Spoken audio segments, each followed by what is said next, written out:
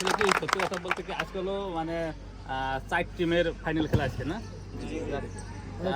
4 টিমের ফাইনাল খেলা আজকে। আসলে এর আগে আরো 3টা খেলা হয়েছে। আসলে তোমার সর্বশেষ কথা, তোমরা সবাই আমার ছোট, সবাই একটা ধন্যবাদ দেবো যে আসলে তোমরা যে বিভিন্নভাবে যেমন মোবাইল দিয়ে বা এইভাবে বিভিন্ন মানে আজে বাজে সময় না কাটাই একটা খেলার প্রতি, মানে যে সিজন আসতেছে একটা খেলার প্রতি সবাই একটা মনোযোগী হয়েছো বা মাঠে আইছো বা এমন একটা খেলার অবস্থান তৈরি করছো, এই জন্য তোমাকে অনেক ধন্যবাদ। তোমরা যাতে এই খেলাটা যাতে মানে রানিং রাখতে পারো বা যে এই খেলাটা চলতে থাকে। আসলে খেলাধুলা মানুষের খুব গুরুত্বপূর্ণ একটা বিষয়, খেলাধুলা মানুষের দরকার আছে। খেলাধুলা থাকলে পারে মানুষের মাদক থেকে বিভিন্ন খারাপ কাজ থেকে মানুষের বিরত থাকবে আর কি।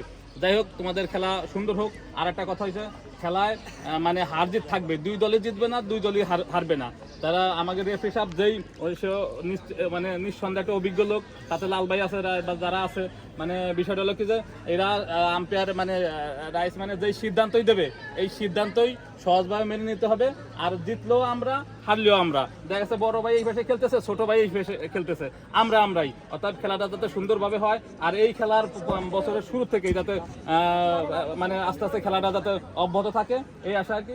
আর আমি আমার পাশে আমার এই যে বড় ভাইয়ের কথা একটু না বললেই না, আমরা অনেক ঠাট্টা মাসকে যাই বলি, আসলে সে আমাদের সবার প্রিয়, সবার কাছের একটা ভাই। এই ভাই আমাদের এই ইসের মানে আমাদের গোবিন্দপুর 3 নম্বর গোবিন্দপুর ইউনিয়ন আগামী চেয়ারম্যান নির্বাচনে ভাই প্রার্থী। আমরা তাদের পাশে থাকবো, তার পাশে থেকে আমরা নির্বাচন করবো। তালে দাও খেলা থেকে সবসময় ভাই আমাদের পাশে থাকবেন।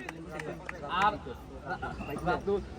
বিশেষ করে রাতুল, নাইম, তারপরে ওই যে যারা সিনিয়র জুনিয়র আছে সবাই আমাদের প্রিয়, মানে যারা এই খেলাটা প্রথম শুরু করছে, রাব্বি, এদের সবাইকে ধন্যবাদ দেয় যাতে এই বছরের প্রথমে এই খেলার থেকেই এই বছরের খেলাটা যাতে শুরু হয় বা রানিং থাকে আর কি। এই কথা বলে আমার সংক্ষিপ্ত বক্তব্য শেষ করলাম। জয় বাংলা, জয় বাংলা।